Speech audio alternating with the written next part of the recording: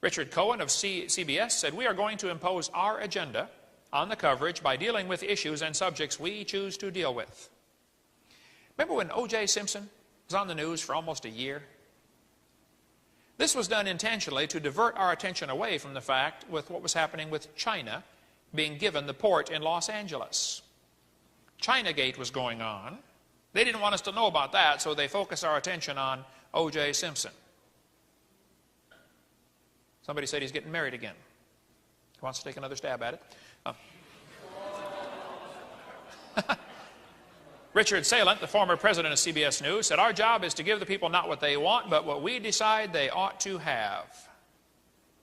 New York Times is deliberately pitched to the liberal, read that, socialist, point of view. Said the foreign editor of the New York Times, he ought to know. News reporters are certainly liberal and left of center. Walter Cronkite's one of the best of them, as far as left as you can get, okay? By the way, opposite of right is not left. Opposite of right is wrong. Okay. The news media in general are liberals. Okay. Number 7, destroy people's faith in their leaders. Stalin is attributed with this statement. He said, "Those who cast the votes decide nothing. Those who count the votes decide everything." The last election ought to tell us something about that, right? Number 8, cause the registration of all firearms so that you can eventually confiscate them. Lenin said, "One person with a gun can control 100 people without one." Now picture this. You're standing there in the bank to cash a check. Somebody walks in and holds up a gun and says, "Everybody lay on the floor." Everybody lays on the floor. Now picture this. Every red-blooded, honest, God-fearing American citizen is packing a gun. He's not looking for trouble. He just has a gun, just in case, you know. The guy walks into the bank, pulls out a gun. Everybody lay on the floor. Instantly, 80 guns are pointed at him. "No, sir, you lay on the floor." Gun control is not about guns, it's about control. Every dictator has wanted gun control. Lenin wanted it, Stalin wanted it, Hitler wanted it. See, the one who has the gun is in control, and this goes back to the "ye shall be as gods." You know, you are the boss. Goes right back to that, folks, okay? Don Boys, good friend of mine, said gun control is not about guns, but control. Don said, "You might be a liberal if you don't trust honest Americans with automatic weapons, but you do trust the government with them. You might be a liberal if you think guns are the cause of crime, but you don't think matches are the cause of arson. You might be a liberal if you think death penalty is government-sanctioned killing, but you don't think a prison sentence is government-sanctioned kidnapping." I like this guy's thinking, okay? Our founding fathers gave us the Second Amendment, which says, "A well-regulated militia being necessary to the security of a free state, the right of the people to keep and bear arms shall not be infringed." They gave us a Second Amendment so we could protect ourselves in case the government went bad. That's what it's for. See, the bad guys are not afraid of a few hundred people with guns. But if everybody's armed, it's going to be hard to take over a country if they know everybody's armed. Now, I told you in another session that a lot of animals that eat grass have horns. You don't need horns to eat grass.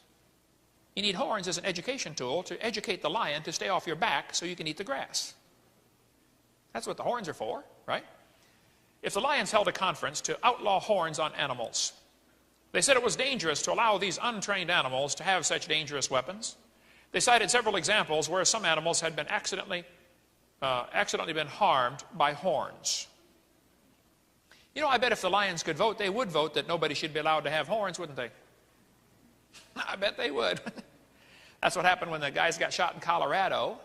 Liberal news media right away jumped on the gun control issue, and we covered all that earlier. And the issue is not about guns, folks. The real issue is, should we have public schools, okay? Should we teach those kids evolution? And that's what happened in Colorado, okay? Hitler said, at least this is one quote I've not been able to prove, but I've had several folks tell me it's true, but I can't find it yet. He said, "This year will go down in history. For the first time, a civilized nation had full gun registration. Our streets will be safer, our police more efficient, and the world will follow our lead into the future."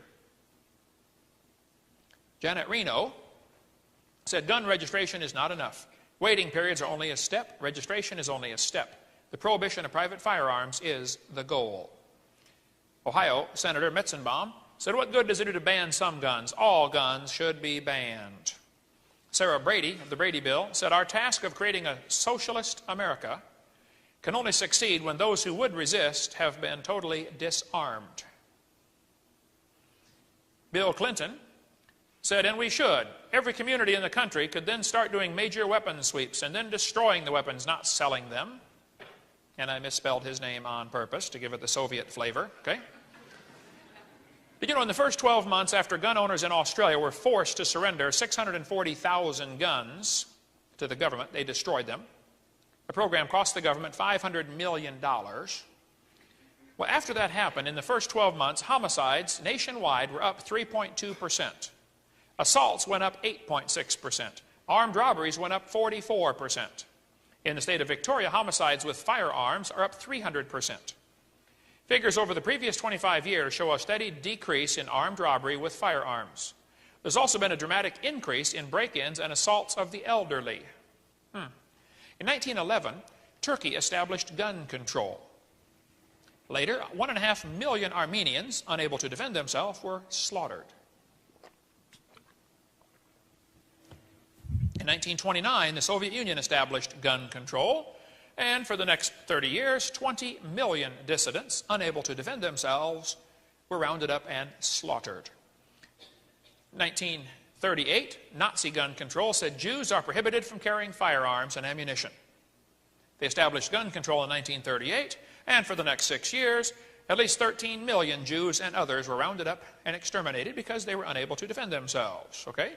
China established gun control in 1935, and for the next 10 years, 20 million political dissidents unable to defend themselves were exterminated. Guatemala established gun control in 1964. In the next 15 years, 100,000 Mayan Indians unable to defend themselves were exterminated, killed, murdered. Uganda established gun control in 1970. For the next 8 years, 300,000 Christians were murdered because they were unable to defend themselves. Cambodia established gun control in 1956, and from 75 to 77, 1 million educated people, maybe more, unable to defend themselves, were rounded up and exterminated. Defenseless people around the country, around the world, exterminated in the 20th century, about 56 million. Next time someone talks in favor of gun control, ask them, who do you want to round up and exterminate? See, with guns we are citizens, without guns we are subjects. Well said, Mr. Bracken. In 1982, the town of Kennesaw, Georgia, passed a law requiring all able adults, except convicts or conscientious objectors, to have a gun. You had to have a gun in Kennesaw, Georgia. They've had only one murder from an out-of-state criminal with a gun and have had no increase in crime or violence in 12 years. I mean, if you're a criminal, you're going to go to a place like that? One of the major chains like AutoZone, it wasn't AutoZone, but one of the major auto parts chains, the government, their leader said, we're going to have a rule, no guns allowed in our stores. So they sent out a memo, everybody post a note on your store, no guns allowed. What does that say to a criminal? Rob me. Isn't that what it says? Do you think that criminal's going to obey your sign? I can see it now. He's standing there holding the gun on the counter, on the guy behind the counter.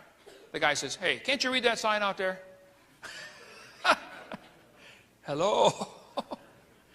The plan is very simple. You create a crisis, like blow up the Reichstag, like Hitler did, or blow up the Muir building, like our government did, to get people to accept your solution, which is more anti-terrorist laws and gun control. And if you think Timothy McVeigh blew up the Oklahoma City building, you are really duped. Okay? A long story behind that. The communist definition of peace is the absence of resistance. Now, communist is based on evolution, the idea that man can be God. Karl Marx talked about evolution all through his speeches. He kept talking about historical evolution is on your side.